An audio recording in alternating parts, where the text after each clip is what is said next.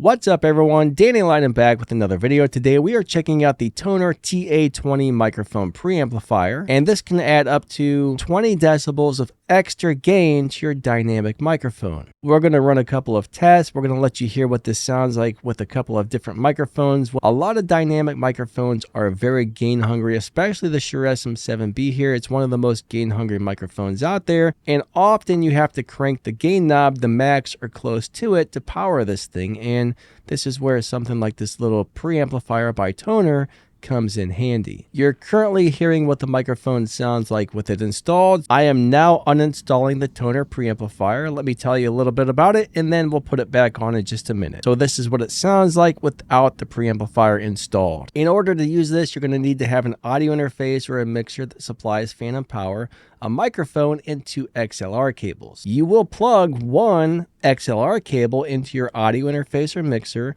and that's going to plug into this end of the unit. Next, you will plug a XLR cable into this end of the Tonor unit, and then that will plug into your microphone. After you have it installed, you're going to press the phantom power button on your audio interface or your mixer. As you can see, I've got the gain pushed to probably about 95% on the preamp, meaning we are really working these preamps hard, and there's a pretty good chance there's some preamp noise being introduced into the recording. Once we reinstall the Tonor TA20 preamplifier, you're going to notice we're going to use way less gain. We are not going to be working our preamps as hard, and there should be significantly less noise introduced into the recording. Let's go ahead and reinstall it. I'll show you how much gain I'm currently using once it's installed, and then we'll run a couple of tests and try a few things out, and then we'll switch to a different microphone and see how it works on a different microphone as well. This is what the Shure SM7B sounds like with the Tonor gain amplifier installed, and as you can see, the gain knob on the audio interface is roughly at 50%. This is probably one of the most gain hungry microphones out there, and as you saw a minute ago, I had that gain cranked up to probably about 90-95%, so the preamps on that little audio interface were being pushed almost to the limit. Now we're only around 50 to 55% of the gain, which is a huge difference. I'm going to pull the microphone off of the stand. I'm going to move to the back of the room to make sure I'm away from my computer so it's not picking up any fan noise from the computer, and then we're going to be dead silent and see if there's any noise at all when using the Tonor preamp. It's going to get really quiet in just a second, so you might want to crank the volume up to max to hear if you hear any noise. And a little thing will come on the screen to warn you when I'm about to start talking again. When you see that, make sure you turn it back down so your eardrums do not get destroyed.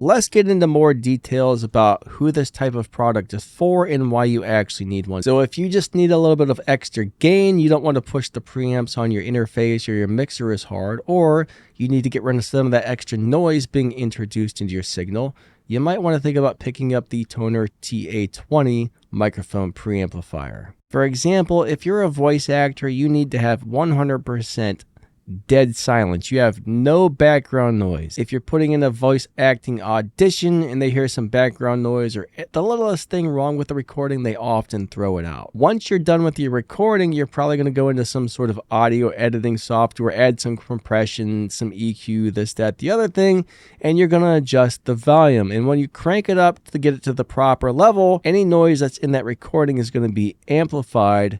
So yeah, you might want to use one of these things to get rid of all the extra preamp noise. Just for reference, why don't we go ahead and switch to a different microphone? We'll let you hear it with and without. I'll show you where the gain knob is on the interface, and we're going to switch over to the Shure SM57, which is another very gain hungry microphone. Now we have switched over to the Shure SM57, and I would say we got the gain cranked up to about 90% without the Tonor preamplifier installed. If you're wondering what the specs are on this unit, check it out. There you go. Those are the current specs, guys. So if you want to see what they look like, go ahead and pause this. We're just going to leave these up on the screen for another second. And then there we go. Hit pause real quick. Let's go ahead and install the Tonor preamplifier and see if it sounds any different and how much gain we need once we switch over. Now we have the Tonor TA20 microphone preamplifier installed, and this is how much gain it's taking to power it. So we're right around half again, which is great. That's a very significant reduction in the amount of gain we have to use once we install this thing. This is one of those deals where it either works or it doesn't, and this definitely works. I'm going to put a link in the video's description as to where you can get one of these, along with the code to get 20% off of your purchase. That code won't last forever, so hurry up and grab one before the sale ends. I'm just going to go ahead and end this video with a second noise floor test. A second ago, you got to hear the noise floor with the Tonor installed, so we're going to go ahead and uninstall it.